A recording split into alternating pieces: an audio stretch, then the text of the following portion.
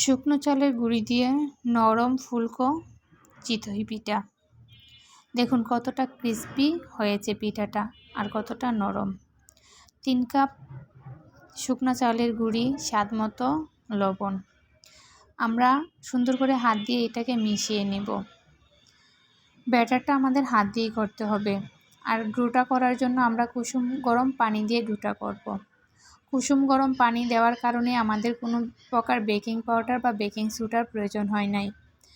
আমরা এখন হাত দিয়ে সুন্দর করে ডোটাকে চটকিয়ে চটকিয়ে করে নিব। কুসুম গরম পানিটা এরকম হবে যাতে আমাদের হাত সইতে পারে, এরকম কুসুম গরম পানি। বেশি গরমও না,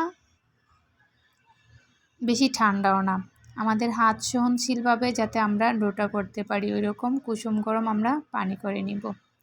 এটাকে সুন্দর করে আমরা হাত দিয়ে ভালো করে চটকিয়ে নিব। আমাদের এরকম সুন্দর করে ডোটা চটকিয়ে নিতে হবে। ডোটা করে যদি আধা ঘন্টা কি 1 ঘন্টা আমরা রেস্টে রেখে দিতে পারি, পিঠার রেজাল্ট আরও সুন্দর হয়। পিঠাটা আরও সুন্দর করে ফুলে এবং অনেক সুন্দর একটা পিঠা তৈরি হয়। আমাদের ডোয়ের ঘনত্বটা এরকম হবে, বেশি পাতলাও হবে না, ঘনও হবে না, এরকম একটা আমরা ব্যাটার করে নিব। আগে থেকে আমরা একটা কড়াই প্রিহিট করে নিব। ওইটা যদি প্রিহিট আগে থেকে না করা হয়, আমরা ডোটা ডালি তাহলে পিঠাটা ফুলবে না। কড়াইটা আগেই আমাদের গরম করে নিতে হবে, তারপর আমাদের ডোটা দিতে হবে। দিলে তারপরেই আমাদের পিঠাটা ফুলে দ্বিগুণ হয়ে যায়। ভিডিওটি দেখতে দেখতে ভালো লাগলে লাইক অ্যান্ড সাবস্ক্রাইব করে পাশে থাকবেন।